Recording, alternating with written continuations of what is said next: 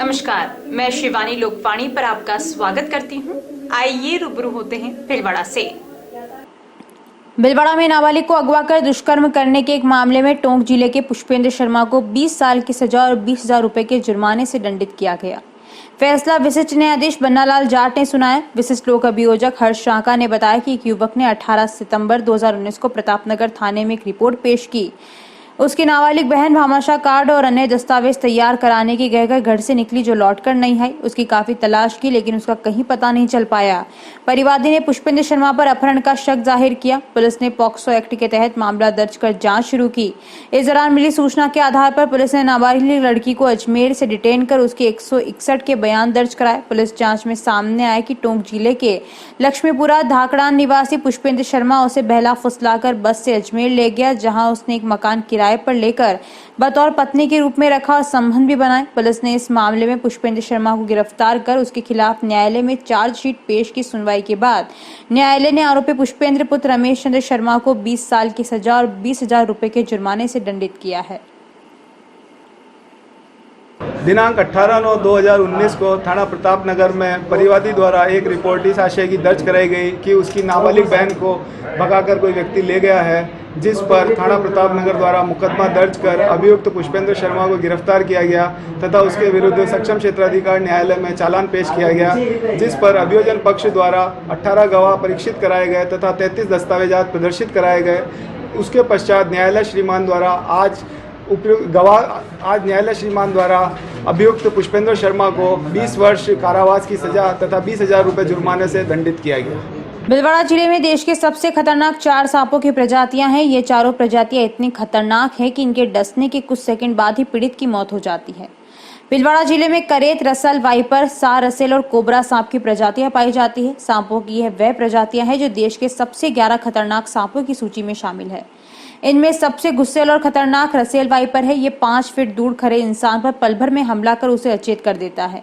इसका जहर इतना खतरनाक है कि शरीर पर सूजन आ जाती है, किडनी तक फेल कर देता है। जिले की बात करें तो इन 4 खतरनाक सांपों के डसने से 3 साल में 1000 लोग अपनी जान गंवा चुके हैं। इस सीजन में 5 मामले सामने आए हैं। इस साल बारिश के साथ ही भीलवाड़ा में स्नेक बाइट के मामले भी सामने आ रहे हैं। सीजन के 5 स्नेक बाइट मामले सामने आ चुके हैं। साल 2018 में 508, 2019 में 253 और 2020 में 551 लोगों को इन जहरीले सांपों ने डसा था। लोकवाणी अपने दर्शकों से अपील करता है कि सांप व अन्य जहरीले जीव जानवरों को छूने व पकड़ने की कतई कोशिश न करें, ये जानलेवा हो सकता है। आपके आसपास कोई जंगली जीव, जानवर, सांप, गोयरे दिखाई दें तो अपने नजदीकी पुलिस थाने, वन विभाग को सूचित करें ताकि इनका रेस्क्यू कर सुरक्षित जंगल में छोड़ा जा सके। वन्य जीवों को मारना व घरों में रखना कानूनन अपराध है। वन्य जीवों को लेकर विशेषकर जिले में पाए जाने वाले सांपों को लेकर लोकवाणी ने वन्य जीव रक्षक स्नेक कैचर कुलदीप सिंह से चर्चा की। लोकवाणी पर देखें हमारे संवाददाता प्रहलाद तेली की रिपोर्ट। बारिश का मौसम शुरू होते ही बिलों में पानी भर जाने की वजह से जो जहरीले जानवर है, सांप वगैरह बाहर निकलने लग जाते हैं और बारिश के मौसम में इन जहरीले जानवरों से सावधानी रखना बहुत ही ज़रूरी है, क्योंकि लगातार हम देख रहे हैं कि सर्पदंश की घटनाएं लगातार बढ़ रही है।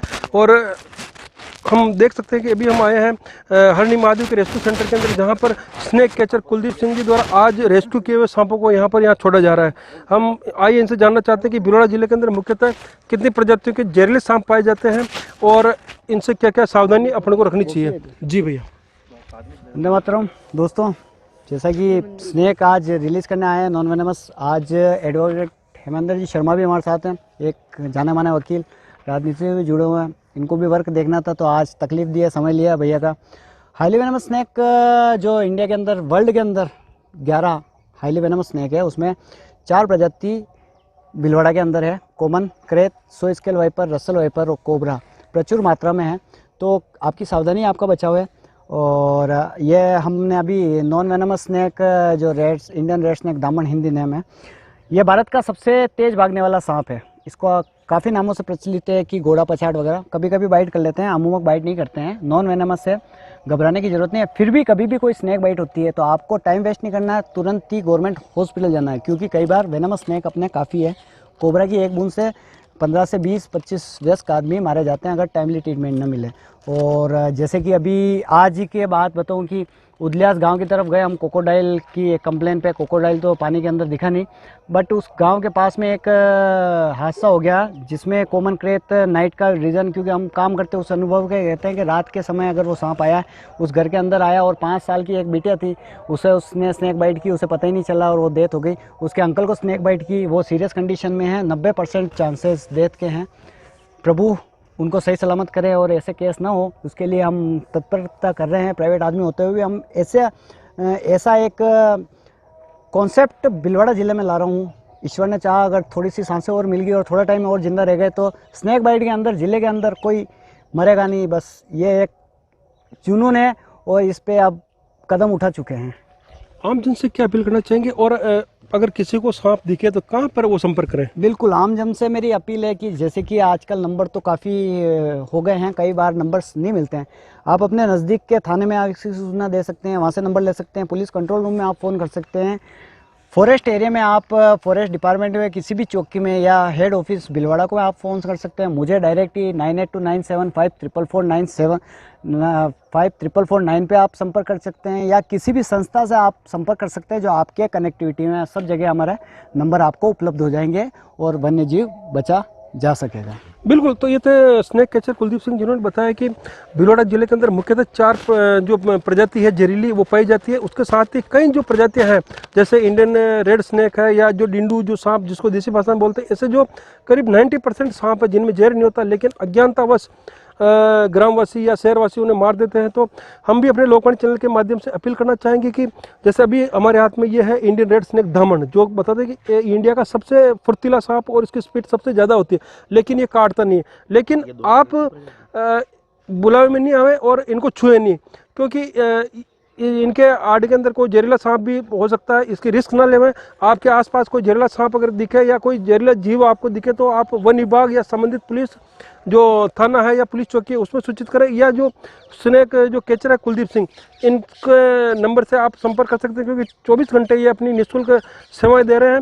और हम भी अपने लोकवाणी चैनल के माध्यम से दर्शकों से अपील करना चाहेंगे कि इन जीवों को मारे नहीं, क्योंकि अज्ञानतावश इन जीवों का बहुत शिकार हो रहा है। क्योंकि प्रकृति में इनका रहना, जीवित रहना भी बहुत जरूरी है, लेकिन इनके साथ ही सावधानी रखना भी हमें बहुत जरूरी है। क्योंकि जो काला सांप होता है, जो सबसे जो कोबरा जो माना जाता है कि इसकी एक बूंद में कई आदमियों की वो जान ले सकता है। और बारिश के मौसम में तो विशेषकर जो किसान भाई है या पशुपालक है उनको विशेष ध्यान रखना है, क्योंकि अधिकतर जो पशुओं के जो थान होते हैं या जो खेत के अंदर ये चूहों का शिकार करने के लिए आ जाते हैं, इसलिए उनका विशेष ध्यान रखें और घुटनों तक जो जूते पहन कर ही काम करें, ताकि जो स्नेक बाइट की जो घटनाएं बढ़ रही है इन पर काबू पाया जा सके। लोकवाणी के लिए मैं भीलवाड़ा से प्रहलाद तेली।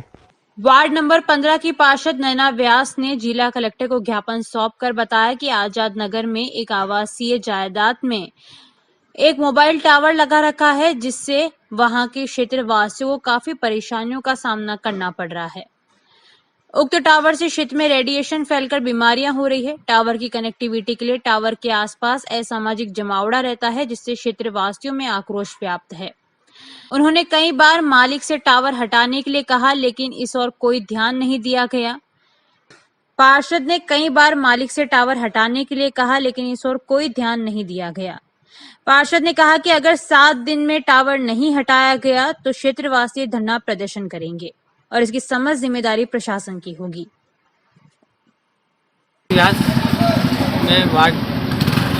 मेरे वार्ड में क्या है कि 2 या 3 टावर लग रहे हैं, उनकी प्रॉब्लम लेके यहाँ पर आया। मैंने थाने में लिख के दे दिया, यूआईटी में पहले दे दिया, अखबार में आ गई एक्चुअली हमारे वार्ड में नए टावर लग रहे हैं। लेकिन ये प्रशासन और इनकी क्या मिली भगत से क्या इनको परमिशन किसने दी? यूआईटी में अगर मैंने मेरे लेटर प्लेट पर लिख के दे रखा कि मेरे वार्ड में परमिशन नहीं देना टावर लगाने की, यूआईटी ने परमिशन दे दी इनकी मिली भगत से। तो अब मैं कलेक्टर साहब को ज्ञापन देने के लिए आया कि अगर मेरे दोनों टावर अगर 7 दिन में नहीं हटते हैं टावर, तो फिर बाद में मैं धरना पे बैठूंगा आपके सामने। ये टावर से क्या प्रॉब्लम होती है? टावर से ये प्रॉब्लम है कि मेरे वार्ड में क्या बीमारी फैल रही है, रेडिएशन फैलता है, कैंसर फैलता है। स्कूल पास में 2 स्कूल मेरे वार्ड में बड़ी बड़ी स्कूलें हैं, प्रताप नगर स्कूल है, उसी टावर के पास उसी टावर का एक कॉलेज है। तो क्या उसी टावर के पास, स्कूल के पास में टावर लगाना गैर कानूनी है और गलत है, अपराध है। सभापति को लिख के दिया क्या? सभापति को तो हमने दिया ही नहीं। मैंने सभापति को नहीं दिया। नहीं, सभापति को मैंने व्हाट्सएप किया तो उन्होंने बोला कि नगर परिषद इसमें हस्तक्षेप नहीं कर सकती, यूआईटी कर सकती, यूआईटी करेगी, सभापति यूआईटी जी का के इसमें अंडरटेकिंग कोई लेना देना ही नहीं है। वस्त्र नगरी भीलवाड़ा में कपड़ा उद्योग कोरोना के कारण अब डूबने की कगार पर आ गया है। कोरोना के कारण कपड़े की खरीद में कमी आने के कारण उद्योगपतियों का माल नहीं बिक पा रहा, जिसके कारण उन्हें फैक्ट्री संचालन में भी दिक्कतें आने लग गई है। पिछले 6 माह में भीलवाड़ा में 10 से 15 फैक्ट्रियां बंद हो गई है। ऐसे में यदि कोरोना की तीसरी लहर आती है तो भीलवाड़ा कपड़ा उद्योग पूरी तरह से मरणासन अवस्था में चला जाएगा। उद्योगपति व शारदा ग्रुप के चेयरमैन अनिल मान सिंहका ने कहा कि अभी कोरोना के कारण कपड़े का कारोबार बिल्कुल ठप पड़ा हुआ है।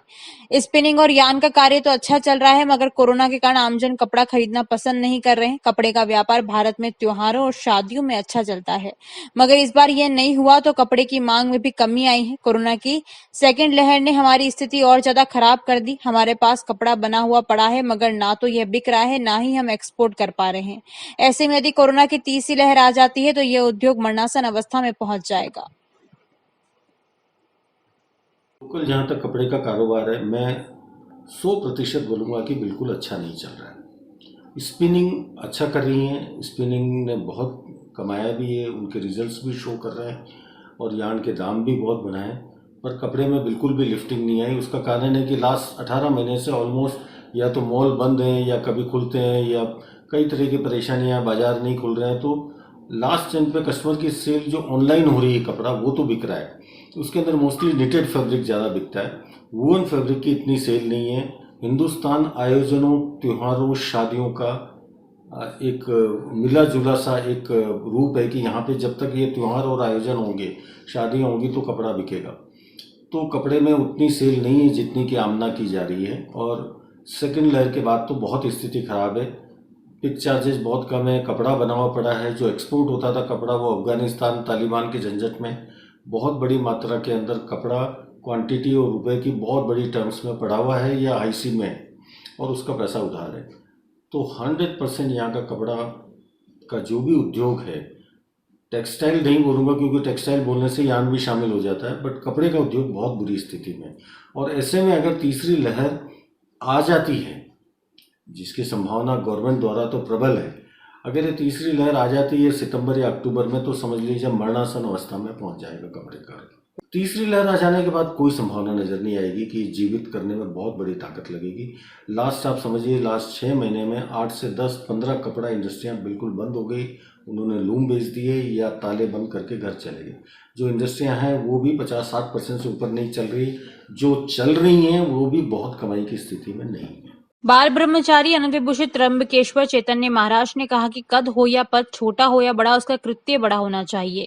संत श्री मंगलवार को हरिशिवा धाम उदासीन आश्रम सनातन मंदिर में प्रवचन दे रहे थे। धर्म की जय हो, अधर्म का नाश हो, प्राणियों में सद्भाव हो, विश्व का कल्याण हो, हमारी वाणी शास्त्र से युक्त प्रमाणित होनी चाहिए।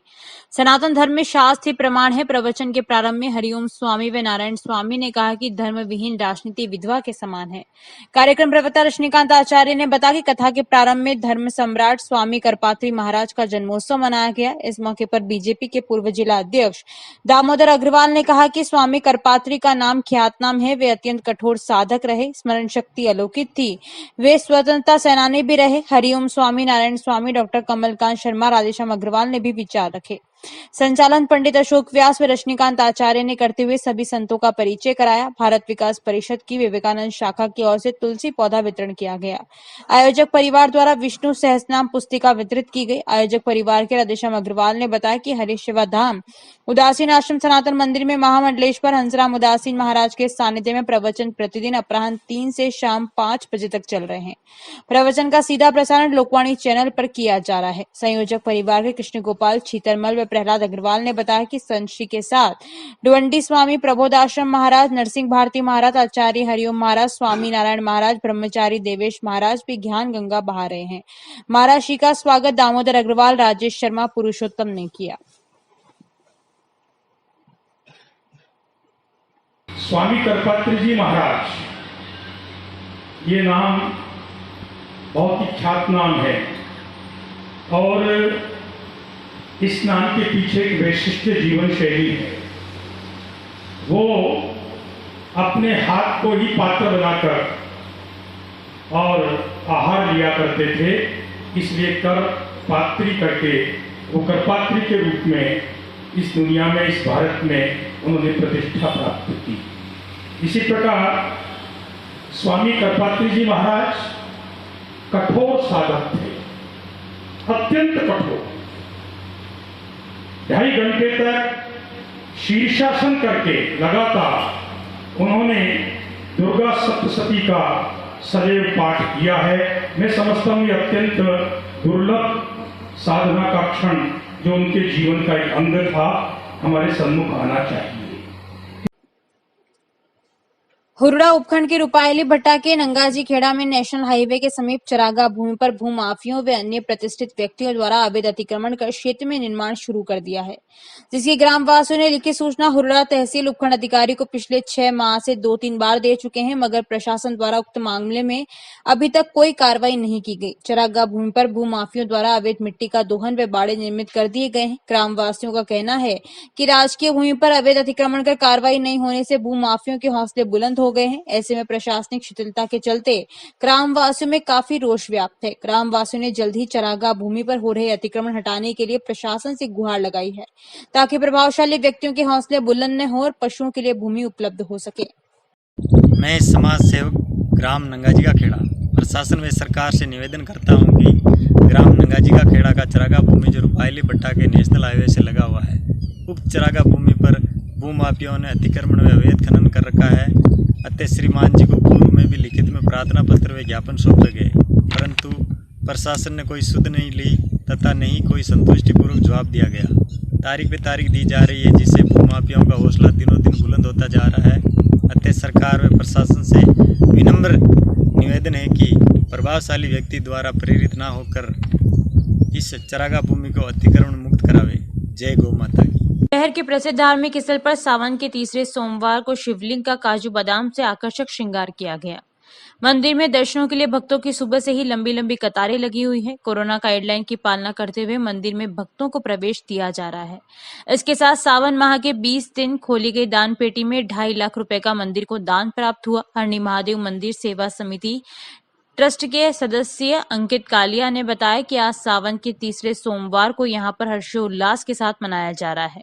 आज हमने इस अवसर पर मंदिर में शिवलिंग की 30 किलो काजू बादाम अखरोट और पिस्ता की सजावट की है। इसको बाद में लोगों को प्रसाद के रूप में वितरित कर दिया जाएगा।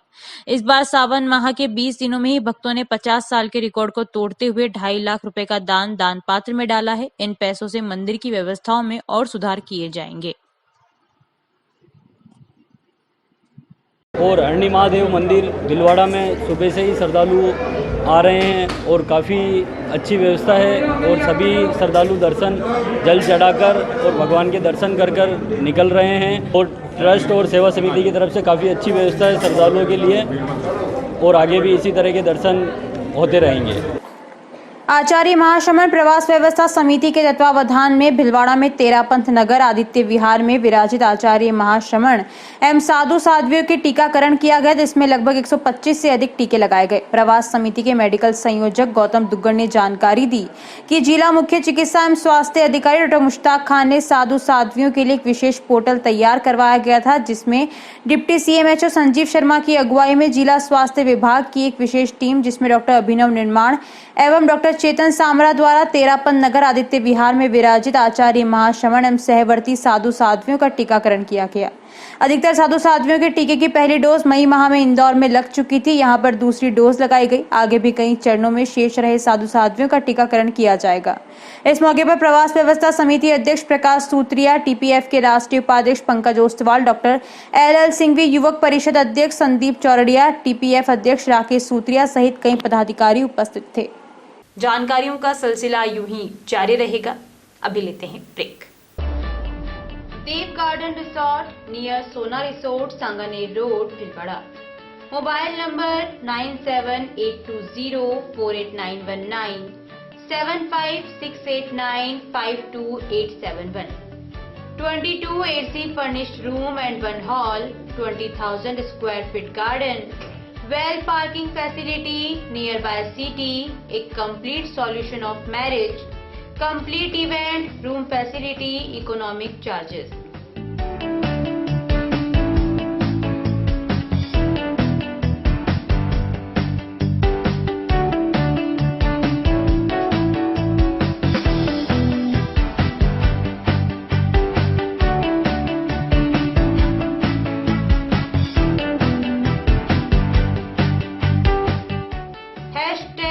Multi cuisine family restaurant, Indian food, Italian food, lunch, snacks, Chinese fast food, breakfast, dinner, Punjabi food. आवश्यकता है डोर टू डोर मार्केटिंग हेतु युवक युवतियों की।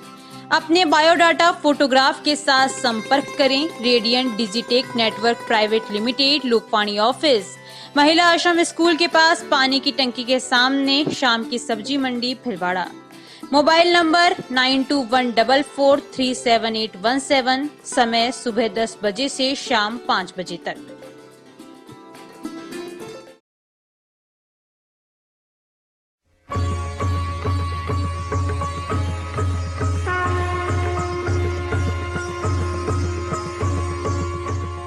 प्रज्ञानम ब्रह्म। अनंत श्री विभूषित जगतगुरु शंकराचार्य गोवर्धन मठ पुरी पीठाधीश्वर स्वामी श्री निश्चलानंद सरस्वती के पावन प्रवचनों की अमृत धारा अब बहेगी लोकवाणी चैनल पर। अध्यात्म से लेकर विज्ञान तक, विश्व शांति के सिद्धांतों से लेकर वैदिक गणित के सिद्धांतों तक, जैसे अनेक विषयों पर परम पूज्य गुरुदेव के मुखारबिंद से प्रवचनों की एक अद्भुत श्रृंखला देखिए 15 मई शनिवार से केवल लोकवाणी चैनल पर। प्रसारण समय प्रतिदिन प्रातः 7 बजे से 8 बजे तक एवं पुनः प्रसारण शाम 4 बजे से 5 बजे तक। विशाल निशुल्क दंत चिकित्सा परामर्श शिविर हर माह की 10 तारीख को। गुजरात के अनुभवी चिकित्सक डॉक्टर नितिन शर्मा, डॉक्टर नेहा शर्मा। समय 9:30 से 12:30 बजे तक। निशुल्क पंचगव्य चिकित्सा शिविर हर माह की 11 तारीख को। समय 9:30 से 12:30 बजे तक। शिविर में डायबिटीज, अस्थमा, उदर रोग व अन्य रोगों का इलाज गाय के पंच तत्वों से किया जाएगा। स्थान अपनागर वृद्धाश्रम, आरसी व्यास कॉलोनी। सौजन्य श्री गणेश उत्सव प्रबंध एवं सेवा समिति, भिलवाड़ा। ब्रेक के बाद एक बार फिर आपका स्वागत। आइए देखते हैं कुछ अन्य जानकारियां।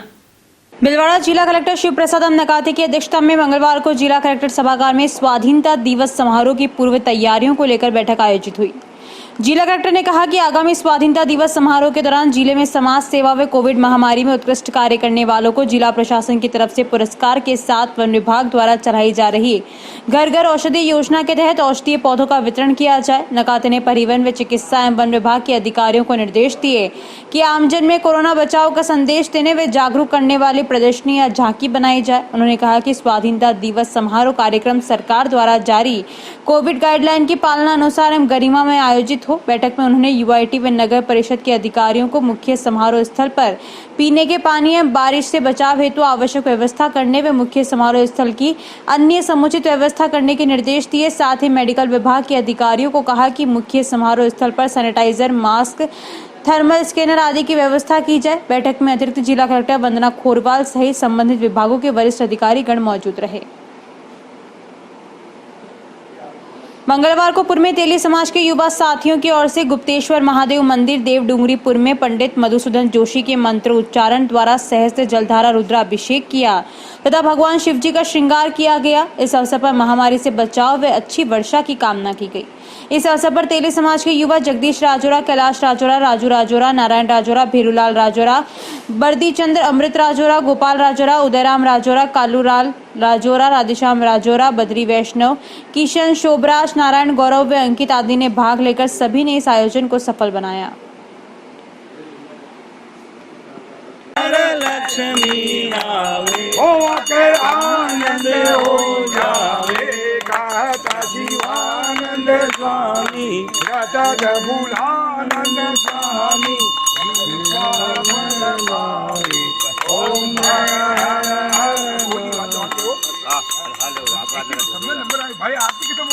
स्काउट गाइड संगठन के डिस्ट्रिक्ट चीफ कमिश्नर एवं पर्यावरणविद बाबूलाल जाजू का जन्मदिन स्काउट परिवार ने हरनी की पहाड़ी पर मनाया। जिला सचिव नारायण लाल जागेटिया के नेतृत्व में स्काउट गाइड संगठन द्वारा उन्हें साफा, शॉल व मोतियों की माला एवं स्कार्फ पहनाकर जन्म दिवस की शुभकामनाएं दी। जाजू द्वारा स्काउट गाइड परिवार के साथ बरगद का पौधा भी लगाया गया। इस अवसर पर जिला कोषाध्यक्ष लक्ष्मी नारायण मुंदड़ा, सहायक सचिव वीरेंद्र शर्मा, स्थानीय संघ सचिव एवं सहायक leader trainer scout Prem Shankar Joshi, guider Manju छिपा, पुष्पलता जोशी, रोवर पवन बावरी, स्काउट विशाल प्रजापत, कुश कुमार साहू, चेतन मेवाड़ा, उमेश मेघवंशी वे अन्य परिवार के सदस्य उपस्थित थे।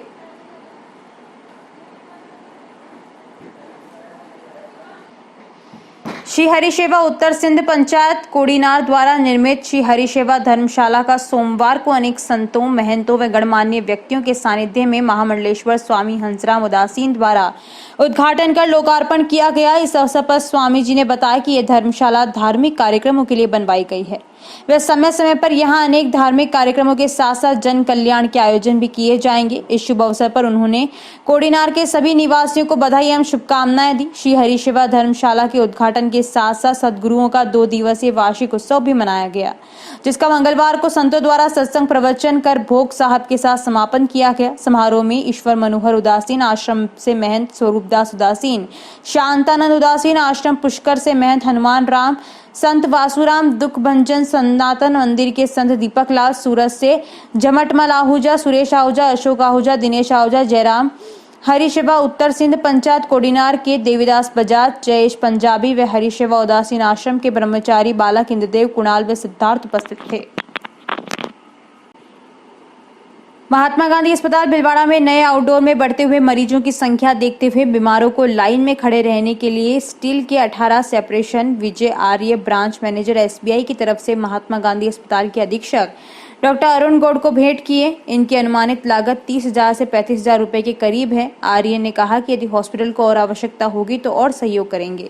इसमें डॉक्टर राकेश कर का विशेष सहयोग रहा। इस कार्यक्रम में गोपाल सुथार, पवन नागुरी, नंद गोपाल शर्मा, राकेश जोशी, सुनील व्यास, दिनेश तिवारी, रिहान, लक्की ब्यावट, अरुण, दीपक, गोपाल बलाई, लीलाधर आदि उपस्थित थे। डॉक्टर गौड़ ने आर्य का माला पहनाकर स्वागत किया व विशेष सहयोग के लिए धन्यवाद दिया। राजस्थान शारीरिक शिक्षा शिक्षक संघ शाखा भिलवाड़ा के जिला अध्यक्ष सुनील खोईवाल एवं भंवरलाल जाट के नेतृत्व में दोनों ही संगठनों के समस्त पदाधिकारियों एवं सदस्यों द्वारा जिला शिक्षा अधिकारी प्रारंभिक योगेश पारिक एवं बंसीलाल कीर, जिला शिक्षा अधिकारी माध्यमिक शिक्षा मुख्यालय भिलवाड़ा का नवनियुक्त जिला शिक्षा अधिकारी पद पर सुशोभित होने पर संगठन की ओर से साफा एवं माल्यार्पण कर स्वागत एवं अभिनंदन किया गया। इस अवसर पर नारायण जागेटिया, अतिरिक्त जिला शिक्षा अधिकारी मुख्यालय विकास जोशी, अतिरिक्त जिला शिक्षा अधिकारी प्रारंभिक शिक्षा नीरज शर्मा, महासंघ अध्यक्ष राजस्थान मायाकांत शर्मा, सभा अध्यक्ष रामेश्वर विश्नोई, सभा अध्यक्ष नीरज ओझा, जिला मंत्री उपस्थित थे। जिला मंत्री देवपुरा ने इस अवसर पर शारीरिक शिक्षा शिक्षकों की विभिन्न समस्याओं से जिला शिक्षा अधिकारी को अवगत करवाया और समाधान की आवश्यकता पर जोर दिया। अनेक शारीरिक शिक्षक सदस्य एवं पदाधिकारी उपस्थित थे। अखिल भारतीय विद्यार्थी परिषद भिलवाड़ा महानगर के माणिक्यलाल वर्मा राजकीय महाविद्यालय इकाई द्वारा इकाई अध्यक्ष धवल कुमार शर्मा के नेतृत्व में महाविद्यालयों की प्रमुख मांगों को लेकर प्रदर्शन कर प्राचार्य को ज्ञापन सौंपा। महानगर मीडिया प्रभारी युवराज सिंह राठौड़ ने बताया कि महाविद्यालय जिले का सबसे बड़ा महाविद्यालय होने के कारण सैकड़ों विद्यार्थी इसमें अध्ययन करने की आशा करते हैं और इसी आशा से प्रवेश फॉर्म भी भरते हैं, परंतु महाविद्यालय की मेरिट ज्यादा होने के कारण सैकड़ों विद्यार्थियों का एडमिशन नहीं हो पाया है, उनकी फीस अटकी हुई है। एवं विद्यार्थियों की प्रमुख मांगे हैं कि पिछले कई सत्रों से गरीब किसान परिवार के विद्यार्थियों की फीस जमा है, उसे जल्द से जल्द वापस लौटाया जाए। महाविद्यालय में अलग अलग स्थानों पर सैनिटाइज स्टैंड बनाकर प्रचुर मात्रा में सैनिटाइज की व्यवस्था की जाए। महाविद्यालय की साफ सफाई नियमित रूप से की जाए। महाविद्यालय में सफाई कर्मचारियों की संख्या 4-5 और बढ़ाई जाए। कॉलेज गेट से कॉलेज परिसर तक जल्द से जल्द पूर्ण सड़क निर्माण कराया जाए। उक्त मांगों पर तुरंत कार्रवाई नहीं होने पर विद्यार्थी परिषद द्वारा उग्र आंदोलन किया जाएगा, जिसकी समस्त जिम्मेदारी महाविद्यालय प्रशासन की होगी।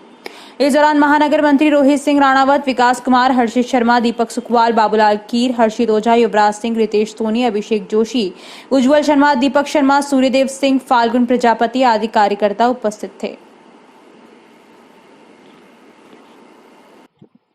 शाहपुरा नगर पालिका में राज्य सरकार की ओर से 6 पार्षदों को मनोनीत किए जाने पर इन मनोनीत पार्षदों का सम्मान समारोह सोमवार को कांग्रेस पार्टी की ओर से दिल खुशहाल बाग में आयोजित किया गया। कांग्रेस जिला अध्यक्ष रामपाल शर्मा व राजस्थान तैराकी संघ के अध्यक्ष अनिल व्यास के आतिथ्य में आयोजित कार्यक्रम में मनोनीत पार्षदों रमेश सेन, नमन ओझा, पूरन टेपन, सतीश खूसर, वीरेंद्र सिंह छाजेड़ के अलावा NSUI के जिला अध्यक्ष अक्षयराज सिंह व GAS अरनिया घोड़ा के नवनियुक्त अध्यक्ष हनुमान वैष्णव तथा देवरिया GSS के अध्यक्ष धर्मराज का भी अभिनंदन किया गया। कार्यक्रम में कांग्रेस की एकजुटता का आह्वान किया गया। शाहपुरा में कांग्रेस पार्टी के भूखंड पर अतिक्रमण हटाकर वहां पर कार्यालय निर्माण का निर्णय भी लिया गया। इस अवसर पर जिला अध्यक्ष शर्मा ने सहमति जताते हुए कहा कि कार्य को प्राथमिकता से कराया जाए। कार्यक्रम को पीसीसी मेंबर राजकुमार बैरवा, पार्षद रमेश सैन, नमन ओझा, वरिष्ठ नेता अशोक भारद्वाज, पंचायत समिति सदस्य सूरजकरण जाट, एनएसयूआई जिला अध्यक्ष अक्षय सिंह गुर्जर ने संबोधित किया। कार्यक्रम को संबोधित करते हुए जिला अध्यक्ष रामपाल शर्मा ने कार्यकर्ताओं से एकजुटता से राज्य सरकार की योजनाओं की क्रियान्विति में सहयोग करने का आह्वान करते हुए कहा कि उनका जिले में कोई गुट नहीं है, वो कांग्रेस के सिपाही की तरह कार्यकर्ताओं के सहयोग से काम करते हैं। हर कार्यकर्ता को सुना जाकर उनके दुख दर्द में शामिल होने का प्रयास रहता है। तैराकी संघ अध्यक्ष अनिल व्यास ने कहा कि शाहपुरा पालिका में 6 पार्षदों के मनोनीत होने के बाद इन सबका दायित्व है कि वो शहर में विकास कार्यों को सही तरीके से संपादित करावें तथा सरकार की योजनाओं की क्रियान्विति में सहयोग करते रहें। नगर कांग्रेस के कार्यकारी अध्यक्ष रमेश सैन ने कहा कि कांग्रेस के भूखंड को खाली कराकर वहां पर कार्यालय का निर्माण होना चाहिए, जिस पर सभी ने सहमति दी। कार्यक्रम में किसान कांग्रेस के ब्लॉक अध्यक्ष राजेंद्र कुमावत, जीएसएस अरनिया, घोड़ा अध्यक्ष हनुमान वैष्णव, कादी सेना सरपंच भगवत सिंह, फूलिया कला के पूर्व सरपंच शिवरतन पोरवाल, मिंडोलिया सरपंच गोपाल बैरवा, कांग्रेस के नेता कबीर कुरैशी आदि कार्यकर्ता मौजूद रहे। चरागाह भूमि, सरकारी खेल मैदान बिलानाम भूमि पर अवैध अतिक्रमण को हटाने को लेकर हाथीपुरा ग्राम पंचायत बालेसेरिया तहसील बनेड़ा के ग्रामवासियों ने जिला कलेक्टर को ज्ञापन सौंपा। ग्रामवासियों ने बताया कि हाथीपुरा में गांव के मवेशियों के चरने हेतु चरागाह भूमि है। बिलानाम भूमि में बच्चों के खेलकूद की खेल मैदान की भूमि पर प्रभावशाली व्यक्तियों द्वारा कब्जा कर रखा है, जिससे मवेशियों के चरने व बच्चों के खेलने कूदने में काफी परेशानियों का सामना करना पड़ रहा है। जब अतिक्रमियों को अतिक्रमण हटाने के लिए कहा जाता है तो वे लड़ाई झगड़ा करते हैं। इस कारण से गांव की संपूर्ण चरागाह भूमि, सरकारी खेल मैदान एवं बिलानाम भूमि पर अवैध रूप से अतिक्रमण कर रखा है। अतः ग्रामीणों ने अतिक्रमण को हटाने की मांग की है।